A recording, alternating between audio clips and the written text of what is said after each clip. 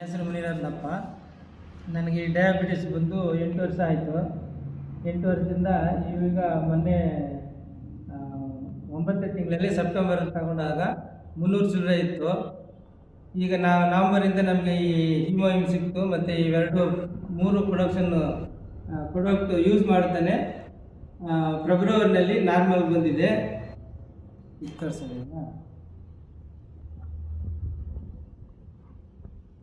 ಮೊದಲು ಸೆಪ್ಟೆಂಬರಲ್ಲಿ ಇಷ್ಟಿತ್ತು 300 ಚಿಲ್ಲರೆ.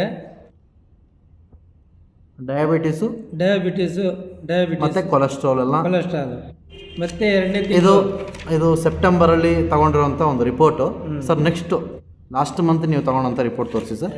ನೆಕ್ಸ್ಟ್ ಕೊಲೆಸ್ಟ್ರಾಲ್ ಲೆವೆಲು ಸರ್ ಒಂದು ನಿಮಿಷ ಕೊಲೆಸ್ಟ್ರಾಲ್ ಲೆವೆಲ್ ನೀವು ನೋಡ್ಬೋದು ನಾರ್ಮಲ್ ಆಗಿದೆ.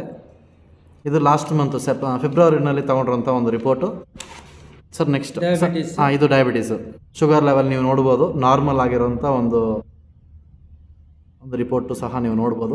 ಹಾಂ ಸರ್ ನೀವು ಯಾವಾಗಿಂದ ಈ ಪ್ರಾಡಕ್ಟ್ ತೊಗೊತಾ ಇದ್ದೀರಾ?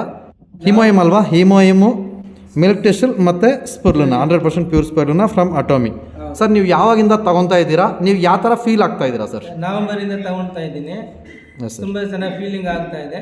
ಚೆನ್ನಾಗಾಗುತ್ತೆ, ತುಂಬ ಚೆನ್ನಾಗಿ ಕ್ಯೂರಿಂಗ್ ಆಗ್ತಾ ಇದೆ. Okay sir.